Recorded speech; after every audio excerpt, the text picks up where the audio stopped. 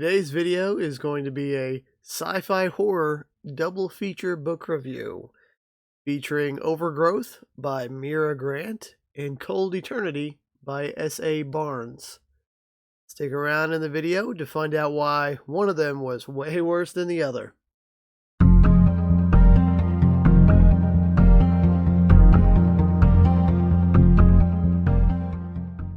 Sci-fi horror is a subgenre where, at least when it comes to books, authors haven't really figured out how to write a good story. So there are very few good sci-fi horror novels out there. There are good ones, they're just not that common. For today's video, let's start with the bad, and that is Overgrowth by Mira Grant. So let me start off by saying that I do prefer not to make negative content when it comes to book reviews, but in this case I did in a previous video say that I would be reviewing this book, and because of that I want to follow through with that and provide my review, but also I want to provide an honest review of my thoughts. So if I don't like a book, it's going to be a negative review. So even though I would prefer not to have negative review content on there, to remain honest, to keep my thoughts out there, unfortunately this book I really did not enjoy. It was not a good book. Sorry to say that when it comes to science fiction, this is one of the dumbest books I've read this year. And also, I mean, Mira Grant is a very talented author. Her writing style I didn't have a problem with. It was she's very skilled at writing, and no offense to Mira Grant if she's out there watching this. Perhaps I was the wrong target audience here. But with that said, let's get into the review. Overgrowth takes on the well-tread trope of an alien invasion story featuring a hostile alien plant species. It starts out with 3-year-old Anastasia Miller wandering off into the woods behind her home and finding a strange flower growing in the forest.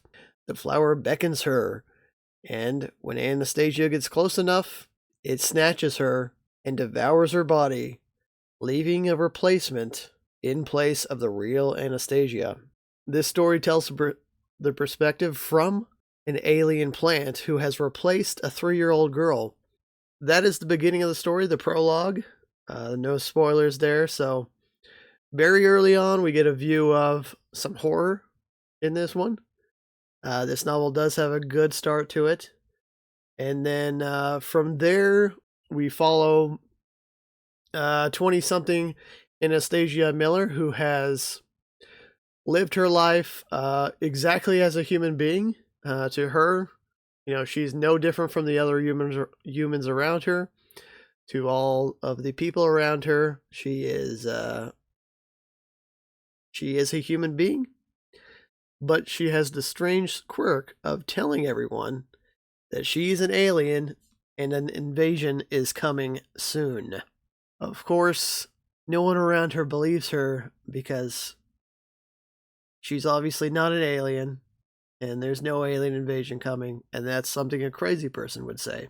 But Anastasia is really an alien plant, and she has replaced a 3-year-old girl and lived her life. But she has this compelling need to tell everyone that an alien invasion is coming. So this sets the stage for a story that is sometimes charming, most of the time frustrating, other times downright cringy or silly. We follow the character of Stasia Miller, and she's starts out the book. She's a very likable, very charming character. But the book quickly kind of devolves into a rather tedious tale of Stasia being so incredibly charming it becomes rather cringeworthy at times. Once the plot really starts to move along and things start to happen, so an alien broadcast is detected by an observatory in Maine, the state of Maine. And this is released to the public, so the news is kind of running with this. And then Stasia's friends that are around her start to wonder, they're like calling her and they're saying, "Oh, have you seen the news? Have you seen the news? Look at this alien broadcast. Are you really an alien?" So she has a group of friends, a group of roommates that she lives with, who say that they believe her weird claim that she's an alien and an invasion is coming. They have always believed it. And the question, of course, is, do they really believe her, or are they just saying that to make her feel better about herself? Are they just believing her because there's no harm in it? These are kind of questions that are brought up throughout the book. Do her friends and roommates actually believe she's an alien, or are they just indulging her? And it's different for each character. But yeah, after this alien signal is detected, things in the plot start to move. I mean, this is probably 100 pages in or so. Stasia and her friends are kind of freaking out a little bit, and she contacts her boyfriend who's away at the time, and they're gonna possibly meet up and go. They're like, let's go to this observatory and figure out what the signal is and hear it directly for ourselves. Stasia thinks that if she can hear the original source file, it'll affect her differently because she's a alien plant. Why the original source file would be different than what's being played on the news isn't really explained. It's kind of explained away like the file's been compressed and stuff. It doesn't really make sense. So the novel is the story's okay up until that point. The tone in this book is all over the place. Sometimes it's charming. Sometimes there's a little bit of horror. Sometimes, it seems like the author's trying to be more serious and make a kind of a theme about, not to be afraid of things things that are different, different than the majority of people, like minorities and people of different genders and things, which is a fine point to get across. But in this case, the execution just isn't there. It's a very heavy-handed way of trying to get our point across, and the author has a habit of that piece of advice in writing for authors: you show and don't tell. This author does a lot of telling. She tells you how to think, how to feel. When you see something, you got to feel this way. You got to think this. There's not. The author isn't just showing you what's going on. It's a lot of telling you what's going on. And as the novel goes, Stasia, as it's kind of revealed, there's a good chance that, yeah, there is an actual alien invasion coming. We have these moments where Stasia is like, yeah, humans have really treated me very poorly in my life. This is a hostile invasion, and if humans all die and get taken over by aliens, that's on them kind of attitude. But the horrible things that have happened to her in her life are just some kids made fun of her as a child because she said she was an alien. That's it. So for that reason, she feels like she's an outcast, and she sometimes hates society, sometimes doesn't. Sometimes she's like, she hates humans, but she likes the humans around her roommates and stuff. But all the rest of them can die. So this is a very weird tone, just all over the place. And it's kind of trying to say, hey, you need to accept others for what they are. But then these alien plants, like, they're coming to destroy the human race. Like, that's not a good way to kind of talk about acceptance. Yeah, no one's going to want to accept something that is coming to kill them and take over their planet. So that's a message that really didn't get through from the execution. And yes, this Stasia character, like, I get, like, you don't want to be bullied as a kid, but like, just some kids laughing at you because you say you're an alien plant. But yeah, of course they are. But if that's the worst thing to have happened to you, like, that doesn't mean the entire human race needs to die. So there's kind of that going on, which I didn't like at all. And as we get going, there's this secretive government agency that comes after Stasia and captures her and puts her in a holding facility. And they're gonna do all these. They're gonna do all these experience. They're gonna do all these experiments on her. You know, they're not gonna treat her well. And there's this reoccurring. He's like the head agent that Stasia encounters several times. So this reoccurring character that she's obviously a villain, maybe perhaps the main villain of the novel. And this person is always smiling slyly and evilly, and like every time she has a monologue of conversation, she ends it with this creepy smile. It's like the villains are very villainous indeed in this story. And this is going to be a spoiler, so be prepared, but it's a really stupid spoiler. So I'm going to go ahead and tell you this. I don't think you're going to be missing out if you know this beforehand and still read the story. But the secret government agency that captures Stasia is none other than NASA. So that's right, NASA are the villains of this story. So that kind of tells you just how unserious this book is. Obviously, I'm a fan of NASA. I support NASA. I think this is for sure the first science fiction novel I've ever read where the author made NASA the villains. I think science fiction should be writing in support of NASA. NASA is full of scientists and engineers. These are the people who make great characters in science fiction novels. Because I want my novels to have experts in a field on it, especially when it comes to science. I just thought that was ridiculous. Who makes NASA the villains in a science fiction novel? Usually it's the very opposite. So, take that how you will. As the novel goes along, it's the alien invasion does happen, but we're like 65% of the way through. I mean, over 300 pages into the novel before the aliens show up. And I will admit, when the aliens first show up and how they're described, that part was interesting. Before that, I was thinking, do I need to DNF this book? Like, I'm really forcing myself to read it at this point. The aliens show up, gets a little more interesting as well. I'm like, well, okay, yeah, I'm glad I stuck around. But that doesn't last very long. I like how the alien plants are presented.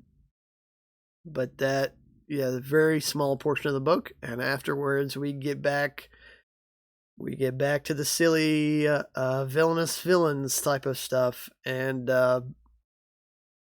really not a satisfying book at all. And when so really, I mean, I would not recommend this book. And as far as the sci-fi horror aspects, there are some aspects of horror in this, but they are not a large part of it. The beginning, the prologue, has some horror in it. When the alien invasion arrives, there's some horror elements, and that's about it. So, to call this a sci-fi horror novel, which is how it has been marketed, is a stretch. It just barely, I would say, just barely makes that mark. And many times I wondered if I got tricked into reading a YA novel. I mean, if YA is for you, that's fine. I personally don't care to read YA. But yeah, overall, I mean, I'm gonna have to give this novel a 1.5 out of 5 stars. So I think this is the first novel I've ever given a 1.5, because usually, so if I DNF a book, I'm gonna give it 1 out of 5. I didn't DNF this book, but I wanted to most of the time. So it gets a 1.5 stars out of 5. It's a very unserious book, a very silly book. It doesn't respect science. which is a big negative for me. A science fiction book needs to respect science. The story, while it starts out seeming kind of charming and like it's going to have a good story, tries to force a message on you that was very poor in the execution. So yeah, I'm going to have to give this one a bad review.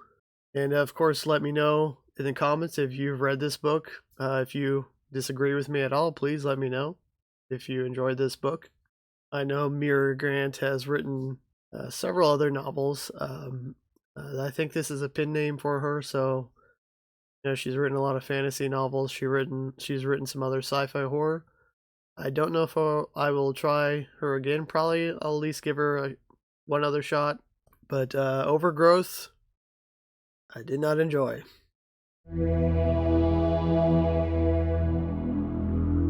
The second book in this double feature book review is Cold Eternity by S.A. Barnes. In Cold Eternity, Hallie Zwick is running from a troubled past in political scandal, and she needs a place to hide, and she also needs a job. So she accepts a job offer from a man named Carl, and Carl offers her some work on a space barge called the Elysian Fields, a giant ship storing the cryogenically frozen bodies of the rich and famous. The Elysian Fields cryogenics program was started by the trillionaire Zale Winfield in his effort to find a way to prolong human life. Except something went wrong, and it turned out the cryogenics weren't a good way to preserve life, and bringing a person out of cryogenics usually led to disaster. So this giant space barge was basically abandoned and left to float through the solar system unattended and in disrepair for over a century of time. And it had also been so long that the space barge itself became a tourist attraction for those people that want to get a glimpse of the frozen bodies of these rich and famous people. And it was left abandoned because Zale Winfield suffered an accident, and he himself died many, many years ago. So there's no one left to fund the cryogenics program, and this space barge is turned into kind of a haunted ghost ship. But there's a lot more to it than that in this spooky and atmospheric sci-fi horror tale. So yeah, in this novel we follow Hallie. We follow Hallie Zwick, and as she has this troubled past where she's kind of on the run from a political scandal and needs a place to hide, but also needs to make money, so she accepts this job. And this is a very I enjoyed this book. This was much, much better than Overgrowth. This had a lot of creepy horror elements. It has this feeling of isolation because it's just Hallie and Carl on this giant space barge filled with these nearly dead frozen bodies. For most of the novel we don't even see Carl, so it's just Hallie kind of roaming the ship, the Elysian Fields. Her job is to kind of do these rounds over the deck, over each deck of the ship, and just make sure everything's in working order, dust things up, check on the cryogenic pods, make sure they're all still in working order.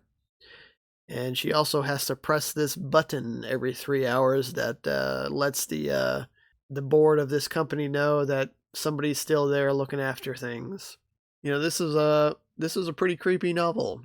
Hallie is an interesting character. She has this background that she's trying to run from, so she can't, as things get weirder and creepier and scarier, she can't really afford to leave. She's kind of almost in this blackmail situation with Carl, who so Carl we see very little of. He's on the ship, but he's in the engine room, and he has to stay down there to make sure things don't break because the ship is so old. When things start to fail, the ship will break down and won't work anymore. So he's always in the engine room, working on things and hammering away at things, and there's all these noises coming from the engine room that we don't really know what he's doing down there. But he calls up on like a video screen type call, and he talks to Hallie throughout the book. And yeah, there are these cryogenically frozen bodies that things start to look out of place sometimes. Like, oh, did that person have a necklace there before the last time Hallie looked at it, kind of stuff. And there are things she sees in the shadows, movements and noises. And is Hallie sleep deprived and seeing things that aren't really there, or is there something in the darkness? Is there something roaming among the cryopods? So yeah, it's a really good horror story. Kind of it's almost a haunted spaceships type story, but it's also kind of well, there's more to it than that, but I don't want to give it away because that would be a spoiler. I definitely think if you like science fiction horror, this is a really good novel to try out. This would be a good October read. So this is the third novel that S.A. Barnes has written that's a science fiction horror. She's kind of put herself into the position of S.A. Barnes is a science fiction horror author. Each book is standalone, so you don't have to have read the two other books to read this one. And I actually think that this is her best book so far. This is my favorite of hers so far out of the three. The other two are Ghost Station and Dead Silence. I've enjoyed all three, but this one's the best, in my opinion. It's very, it's atmospheric. It's got a great isolated setting. It's got a character who's, really experiencing a lot of stress and isolation. And, she kind of has to figure out what's going on. And there's also, so this ship is being kind of turned into a tourist spot almost. And as there's a theater to it. There's a theater in one section where holograms will come on and give a little show. And the holograms are the children of Zale Winfield, the man who started it all. So they are kind of there to, give an overview of the ship. But, one of them, starts talking to Hallie in ways that a hologram shouldn't be able to. So it has this other kind of interesting aspect that I don't want to get too much into that either to avoid spoilers. So kind of some interesting holographic technology, a really horrifying atmosphere, a good conclusion to the novel. The story and the plot definitely builds up in the terror factor as we go through it. So it gets, more and more suspense up until the end. So I do want to go ahead and recommend this one, and I am going to give this one a 3.5 out of 5 stars. And I would recommend this for a sci-fi horror read. Alright, that's it for today's video. I hope you enjoyed this sci-fi horror double feature book review. Please let me know in the comments if you disagree with any of my thoughts, if you've read these books and liked them, if you plan on reading these books. Also, have you read any sci-fi horror novels recently that you would recommend to others? Let me know in the comments. As always, don't forget to like and subscribe. Thank you for watching. See you next time.